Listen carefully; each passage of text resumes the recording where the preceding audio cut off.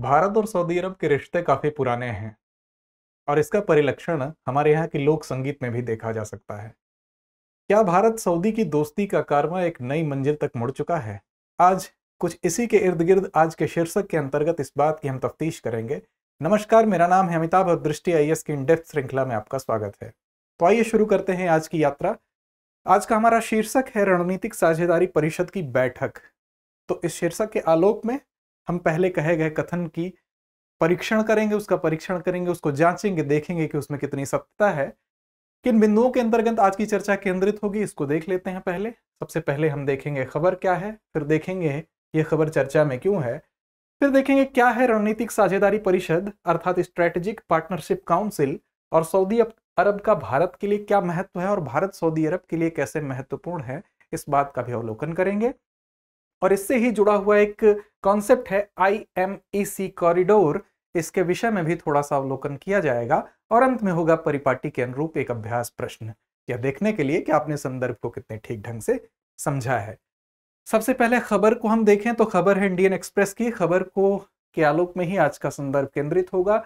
खबर है PM Modi Saudi crown Prince MBS chair SPC meeting. SPC अर्थात what is the strategic partnership council. तो Saudi अरब के Prince अर्थात मोहम्मद बिन सलमान अल सऊद उनका पूरा नाम है, वो यहां आए थे। और भारत में G20 की बैठक के उपरांत भारत के प्रधानमंत्री और सऊदी अरब के प्रिंस के बीच एक बैठक होती है। इस रणनीतिक परिषद की बैठक के रूप में वो बैठक होती है और उसमें कुछ ऐसे निर्णय लिए जाते हैं भविष्य को लेके भारत सऊदी संबंधों को और बेहतर बनाने की दिशा में, इसलिए भी ये महत्वपूर्ण है। तो आइए शुरू करते हैं आज की चर्चा। सबसे पहले हम देखें कि चर्चा में क्यों है। तो जैसा आपको बताया गया और पीछे चित्र में भी आप देख सकते हैं कि भारतीय प्रधानमंत्री नरेंद्र मोदी जी हैं और सऊदी अरब के प्रिंस मोहम्मद बिन साहब हैं। इन दोनों लोगों की 11 सितंबर 2023 को अर्थात 9-10 सितंबर को G20 की बैठक संपन्न होने के उपरांत हैदराबाद हाउस अर्थात दिल्ली में ही ये बैठक इन लोगों की होती है। वास्तव में रणनीतिक साझेदारी परिषद की ये पहली बैठक थी, इसलिए भी ये महत्वपूर्ण है। जब किसी भी परिषद की पहली बैठक हो तो परीक्षा के दृष्टिकोण से उसका महत्व ज्यादा हो जाता है। प्रिंस मोहम्मद बिन सलमान अल सऊद और प्रधानमंत्री मोदी जी यहां पर इस बैठक में मिलते हैं और एक दूसरे के संबंधों को लेके इस परिषद के माध्यम से चर्चा की जाती है। साथ ही कैसे एक दूसरे के साथ व्यापारिक और सुरक्षा संबंध को बेहतर बनाया जा सकता है, आगे की क्या रणनीति हो सकती है, इस बात पर व्यापक चर्चा होती है। तो इस दृष्टिकोण से यह विषय चर्चा में है। तो आइए सबसे पहले देखते हैं कि क्या है भारत सऊदी रणनीतिक साझेदारी परिषद, जिसके बारे में हम सबसे पहले जानते हैं कि ये कब अस्तित्व में आया। तो वास्तव में ये इसकी पहली बैठक थी, लेकिन ऐसा नहीं है कि ये अस्तित्व में इस पहली बैठक के दौरान ही आया। यह अस्तित्व में 2019 में ही आ चुका था, जब अक्टूबर 2019 में प्रधानमंत्री मोदी जी सऊदी अरब की यात्रा पर जाते हैं। हालांकि इससे पूर्व भी वो सऊदी अरब की यात्रा कर चुके थे, लेकिन 2019 में ही इस यात्रा के दौरान ही इस मसविदे पर हस्ताक्षर होता है और औपचारिक रूप से यह रणनीतिक साझेदारी परिषद अस्तित्व में आता है। भारत सऊदी संबंधों को कैसे आगे बढ़ाया जाए, कैसे उसको और बेहतर बनाया जाए, इसके लिए एक उच्च स्तरीय परिषद स्थापित करने की आवश्यकता महसूस हो रही थी और उस आवश्यकता को कार्यरूप देने का कार्य यहां पर किया जाता है।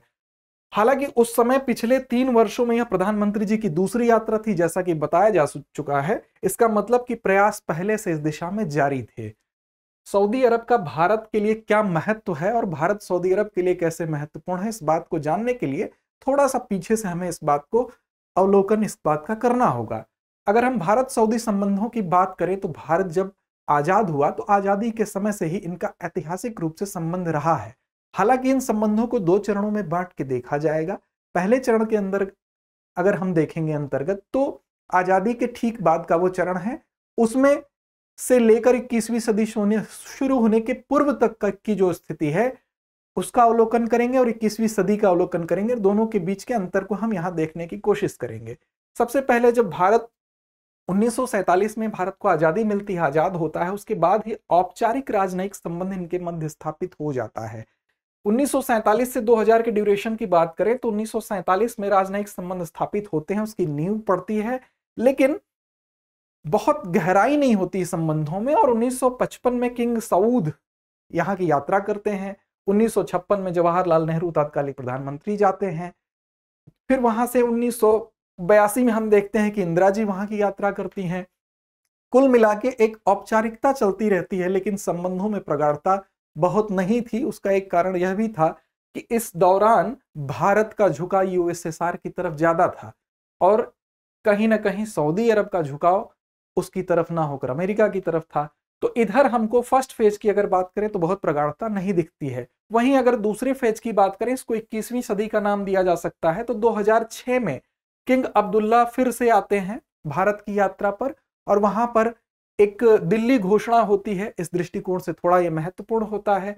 2010 काफी महत्वपूर्ण है क्योंकि मनमोहन सिंह के समय जो तत्कालीन प्रधानमंत्री थे, मनमोहन सिंह जी के समय में रियाद घोषणा होती है। यह काफी महत्वपूर्ण होती है क्योंकि रियाद घोषणा के समय स्ट्रेटेजिक पार्टनरशिप पहली बार उसका अस्तित्व दिखाई देता है, उसकी नींव पड़ती है। 2014 में फिर से सलमान जी तात्कालिक प्रिंस वहां के यहाँ की यात्रा करते हैं। फिर 2016 में हमारे यहाँ के प्रधानमंत्री नरेंद्र मोदी जी फिर जाते हैं और न सिर्फ वहां की यात्रा करते हैं बल्कि वहां का सर्वोच्च नागरिक सम्मान भी इन्हें प्रदान किया जाता है। तो इस तरह एक हमको परिदृश्य दिखाई देता है लगातार बेहतर होते संबंधों की दिशा में। साथ ही यह भी दिखाता है कि भारतीय वैदेशिक नीति में सऊदी अरब को लेकर उसका नजरिया कैसे बदल रहा है, उसका ध्यान भी इस ओर ज्यादा है कि कैसे हम संबंधों को बेहतर बना सकें। 2019 में द्वितरफी यात्रा होती है, मोदी जी भी वहां की यात्रा पर जाते हैं, वहां के प्रिंस भी यहाँ की यात्रा पर आते हैं। यही सलमान जी उस समय यहाँ की यात्रा पर एक बार पहले भी आ चुके हैं और मोदी जी जब 2019 में जाते हैं तभी इस परिषद के अस्तित्व में आने की जो औपचारिकता है वो पूरी हो गई होती है, जिसकी पहली बैठक यहां दिल्ली के हैदराबाद हाउस में संपन्न हुई थी। इस बीच अगर इनके संबंधों की बात करें तो कोविड में हमको भारत और सऊदी अरब के बीच के संबंध काफी प्रगाढ़ होते नजर आए, जब भारत की तरफ से वैक्सीन के जो डोज हैं वो काफी बड़ी मात्रा में सऊदी अरब को उपलब्ध कराए गए। वहीं सऊदी अरब के द्वारा सेकेंड फेज में जब दूसरे दौर में कोविड अपनी पराकाष्ठा पर था तो ऑक्सीजन, काफी तरल ऑक्सीजन जो है वो भारत को सप्लाई किए गए। तो इस तरह से द्वितरफीय संबंध बेहतर होते थोड़े नजर आते हैं। भारत और सऊदी संबंधों को अगर ठीक से समझना है तो हम 3 सेक्टर में इन दोनों को देख सकते हैं विभाजित करके। विशेष रूप से एक ऊर्जा का क्षेत्र है, दूसरा डायस्पोरा है और तीसरा रक्षा है। इसी 3 क्षेत्रों में केंद्रित है द्विपक्षीय संबंध केंद्रित है। वस्तुतः ऊर्जा को अगर देखें तो भारत के दृष्टिकोण से सऊदी अरब चौथा सबसे बड़ा व्यापारिक भागीदार है भारत और सऊदी अरब के बीच की अगर बात करें, और उसमें सबसे बड़ा रोल ऊर्जा का है क्योंकि हम सऊदी अरब से तेल खरीदते हैं, ऊर्जा का जो स्रोत है। इसी तरह से अगर डायस्पोरा की अगर बात करें तो सऊदी अरब में भारतवर्ष के तकरीबन 26 लाख लोग कार्य करते हैं या वहां पर श्रमिक के रूप में या जिस भी तरह से 26 लाख लोग वहां पर मौजूद हैं, जो कि एक बहुत बड़ी संख्या है। और भारतीय समुदाय वहां का सबसे बड़ा व्यापारिक समुदाय है, यह भी एक ध्यान देने वाली बात है। साथ ही रक्षा के क्षेत्र में इन दोनों के बीच कुछ युद्धाभ्यास भी होते हैं। अन्य पहलू में भी देखा जाए तो रक्षा खरीद भी होती है। इसके अतिरिक्त भी द्विपक्षीय सांस्कृतिक संबंधों के लिहाज से भी इनके संबंध महत्वपूर्ण हैं। हाल ही में देखने को मिला था कि हज यात्रा के लिए, चूंकि हज यात्रा में बहुत बड़ी मात्रा में लोग जाते हैं, तकरीबन 22-23 लाख लोगों की संख्या होती है। उसमें अगर भारतवर्ष की बात करें तो भारतवर्ष की जो कैपेसिटी है उसको बढ़ा के 2 लाख कर दी गई थी। तकरीबन 30,000 लोगों की अभिवृद्धि की गई थी कि अब वो हज यात्रा में 30,000 और लोग सम्मिलित हो सकते हैं। ये एक सकारात्मक पहलू था। और भारत से हज यात्रा को जाने वाले लोगों की जो संख्या है उसके लिहाज से अगर देखें तो विश्व में भारत से ऊपर केवल इंडोनेशिया ही है जहां के लोग हज यात्रा में बड़ी मात्रा में शिरकत करते हैं, दर्शनार्थी जाते हैं। भारत दूसरे पायदान पे इस लिहाज से है। तो द्विपक्षीय सांस्कृतिक संबंध भी प्रगाढ़ है। 2021 में देखें कि भारत द्वारा वैक्सीन खुराक एक तरफ से दी गई और दूसरी तरफ से उनके द्वारा तरल ऑक्सीजन दिया गया। तो ये कुछ मूलभूत कारण हैं जो एक दूसरे पर निर्भरता, एक दूसरे के से प्रगाढ़ होते संबंधों को दर्शाते हैं। आगे अगर हम देखें तो कैसे भारत लाभान्वित हो सकता है सऊदी अरब से, क्यों महत्व है सऊदी अरब का भारत के लिए। तो सऊदी अरब द्वारा विजन 2030 जारी किया गया जिसमें कुछ लक्ष्य निर्धारित किए गए, क्योंकि सऊदी अरब इस बात को समझ गया था कि तेल का एक निश्चित भंडार है और उस भंडार के समाप्त होने के बाद हम कहीं ना कहीं कमजोर होंगे वैश्विक अर्थव्यवस्था के दृष्टिकोण से। तो इस लिहाज से वो अपनी अर्थव्यवस्था में विविधता चाहता है और विविधता लाने के लिए उसने एक विजन बनाया जिसे विजन 2030 के तहत हम जानते हैं। और उन विजन में भारत के लिए कैसे अवसर है, आइए एक नजर उस पर डालते हैं। सबसे पहला विजन जिस पे हमें नजर डालने की आवश्यकता है वो है एफडीआई, और प्राइवेट सेक्टर में वृद्धि करना चाहता है सऊदी अरब। एफडीआई अर्थात प्रत्यक्ष विदेशी निवेश। प्रत्यक्ष विदेशी निवेश में अगर वृद्धि चाहता है तो कहीं ना कहीं भारत के लिए ये एक सुअवसर है। भारत अपने चिकित्सा उद्योग के माध्यम से, अपने आईटी सेक्टर के माध्यम से वहां पर विदेशी निवेश कर सकता है। साथ ही प्राइवेट सेक्टर में वृद्धि का तात्पर्य यह होगा कि भारतीय ऐसी कंपनियां वहां जाकर निवेश कर सकती हैं। तो ये एक उम्मीद की किरण दिखाई देती है। गैर तेल आधारित अर्थव्यवस्था में वृद्धि, इसका मतलब ही हुआ कि जो अर्थव्यवस्था अभी तक तेल के इर्द गिर्द केंद्रित थी, अब वो इसमें विविधता लाना चाहता है। इस दृष्टिकोण से भारत भी यहां पर जा सकता है विभिन्न सेक्टर्स के माध्यम से। अगले 10 वर्षों में नवीकृत ऊर्जा और नवीकृत ऊर्जा तकनीकी का हब बनना चाहता है सऊदी अरब। ध्यातव्य है कि भारत भी नवीकृत ऊर्जा के दिशा में काफी प्रयत्नशील है। इस दृष्टिकोण से भी, और भारत में भी सौर ऊर्जा जो मिशन है उसमें भी नेशनल सोलर मिशन का भी भागीदार है सऊदी अरब। तो इस दृष्टिकोण से भी जब यह हब बनना चाहेगा नवीकृत ऊर्जा का और नवीकृत ऊर्जा तकनीकी का, तो ऐसे दृष्टिकोण में भारत की भी संभावना इस क्षेत्र में बढ़ती है, इनके साथ कार्य करने की संभावना बढ़ती है। यहाँ पर तकनीकी के माध्यम से, नवीकृत ऊर्जा में विभिन्न माध्यमों से इनके साथ सहयोग करने के लिए भारत इनको एक उम्मीद की नजर से देख सकता है। इसके अलावा कुछ अन्य मुद्दे हैं जैसे आतंकवाद, मनी लॉन्ड्रिंग, आतंकी वित्त पोषण। इसके खिलाफ संयुक्त रूप से आवाज बुलंद करने में भी सऊदी अरब के साथ भारत की चूंकि एक राय है, तो ये दोनों इस मसले पर भी एक दूसरे में स्कोप देख सकते हैं। जलवायु परिवर्तन, स्वास्थ्य, खाद्य सुरक्षा, शिक्षा, प्रौद्योगिकी, ये कुछ अन्य मामले हैं जिसमें सहयोग एक दूसरे का किया जा सकता है। भारत एक उम्मीद की नजर से इसमें देख सकता है। अब एक महत्वपूर्ण चीज ये है जिसके लिहाज से सऊदी अरब बहुत महत्वपूर्ण हो जाता है, वो ये है कि हाल ही में आपने देखा होगा एक कॉरिडोर चर्चा में आया था, आईएमएसी कॉरिडोर के नाम से इसको जानते हैं। वास्तव में हम जाने कि ये कैसे महत्वपूर्ण है और इस लिहाज से सऊदी अरब कैसे भारत के लिए महत्वपूर्ण हो जाता है। आईएमएसी पे एक नजर डालें तो G7 देशों की एक पहल है, PGII, partnership for global infra and investment का ही ये हिस्सा है आईएमएसी कॉरिडोर।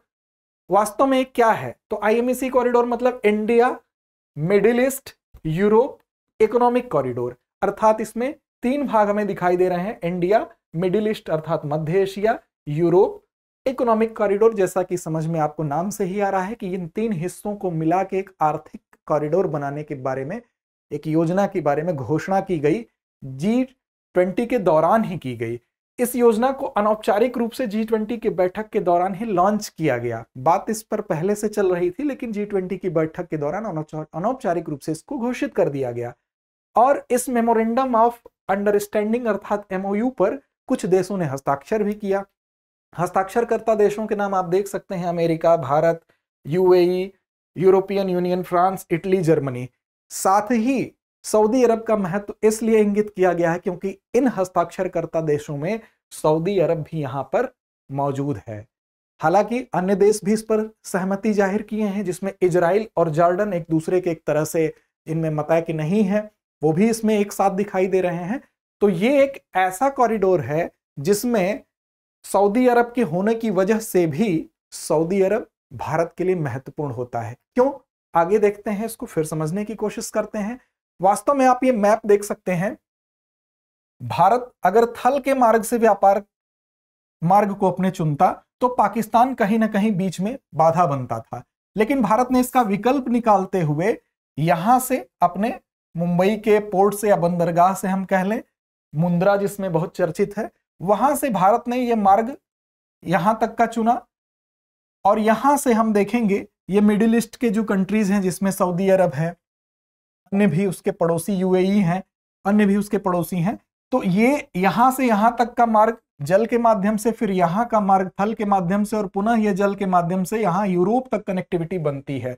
और इसी गलियारे को नाम दिया गया जो पीछे आपने देखा, और वो आलोक में आता है IMEC कॉरिडोर, अर्थात India, middle east, Europe economic corridor. तो आप देख सकते हैं कि इंडिया, मिडिल ईस्ट और यूरोप ये कैसे एक दूसरे से संलग्न होंगे। और यहां पर चूंकि सऊदी अरब की अवस्थिति है, तो इस लिहाज से सऊदी अरब भारत के लिए महत्वपूर्ण है, क्योंकि इस मार्ग से विशेष रूप से सऊदी अरब में रेलवे का विकास किया जाएगा और उसमें भारत की महती भूमिका होगी। रेलवे के सेक्टर में भारत वैसे भी महत्वपूर्ण है। वैश्विक परिदृश्य को अगर देखा जाए तो देखते हैं कि ये इसके माध्यम से क्या होगा। तो वैश्विक कनेक्टिविटी और सतत विकास को एक नई दिशा मिल सकेगी इसके माध्यम से। साथ ही चाइना का जो बेल्ट और रोड इनिशिएटिव है, उसके विकल्प के रूप में इसको प्रस्तुत किया जा रहा है, क्योंकि जियोपॉलिटिकल अगर उद्देश्य की बात करें तो चाइना का की जो मंशा है, उसका जो उद्देश्य है, उसके विकल्प के रूप में भी इसको प्रस्तुत किया जा रहा है, ताकि चाइना से इतर एक अन्य चुनौती के रूप में हम एक मार्ग प्रस्तुत कर सकें। अगर उद्देश्य की बात करें तो विकासशील देशों की आधारभूत संरचना का विकास करना इसका एक उद्देश्य है। चाइना, जैसा कि आप जानते हैं कि चाइना ने भी विकास करने की कोशिश की, लेकिन उसने ऋण के लालच में, अन्य आर्थिक समझौतों के लालच में शामिल होने वाले देशों का शोषण किया, जबकि यहां पर उससे अलग उद्देश्य है, मंशा है। साथ ही green digital bridge, green energy के विस्तार की भी योजना है। इस रास्ते से ग्रीन एनर्जी अर्थात सतत विकास की दिशा में प्रयास किया जाएगा और इस रास्ते को भारत से यूरोप के मध्य जो व्यापार होगा, उसको ग्रीन डिजिटल ब्रिज भी के रूप में भी इस्तेमाल किया जाएगा। साथ ही ऊर्जा और डिजिटल कनेक्टिविटी को बढ़ावा देने का प्रयास किया जाएगा। यहाँ पर समुद्री मार्गों में जो केबल्स वगैरह बिछाई जाती हैं, उसके माध्यम से भी। जियोपॉलिटिकल उद्देश्य आपको बताया जा चुका है कि बीआरआई को काउंटर करने के लिए इसका प्रयोग किया गया। साथ ही इस मेगा इकोनॉमिक कॉरिडोर से अरब प्रायद्वीप में भारत की रणनीतिक भागीदारी कहीं ना कहीं बढ़ेगी। इस दृष्टिकोण से भी महत्वपूर्ण है। कुल मिलाकर आप यह देखते हैं कि सऊदी अरब, चाहे वो राजनीतिक रूप से हो, सांस्कृतिक रूप से हो या आर्थिक रूप से, तो पहले ही से था, वो भारत के लिए महत्वपूर्ण है। इस दृष्टिकोण से भी यह पहली बैठक महत्वपूर्ण बन जाती है। इससे पहले कि हम अपने परिपाटी के अनुरूप अपने प्रश्न की श्रृंखला पर आए, सबसे पहले आपको हम ये सूचना दे दें कि दृष्टि लर्निंग ऐप पर उपलब्ध है हिंदी माध्यम के सभी ऑनलाइन पेन ड्राइव कोर्सेज और टेस्ट सीरीज जो भी हैं संचालित हो रहे हैं, उसमें 50% की छूट है हिंदी दिवस के उपलक्ष्य में, अर्थात 14 सितंबर तक। और आइए चलते हैं इस सूचना के बाद अपने प्रश्न पर। एसपीसी की पहली बैठक कब आयोजित की गई? आपको उत्तर देना है। आपके ऑप्शन हैं 9 सितंबर 2019, 11 सितंबर 2019, 9 सितंबर 2023 या इनमें से कोई नहीं। उम्मीद करते हैं आपको संदर्भ समझ में आया होगा। अगर संदर्भ आपने समझा तो प्रश्न का जवाब जरूर दें। लड़ते रहें, अपने लक्ष्य की ओर बढ़ते रहें। धन्यवाद।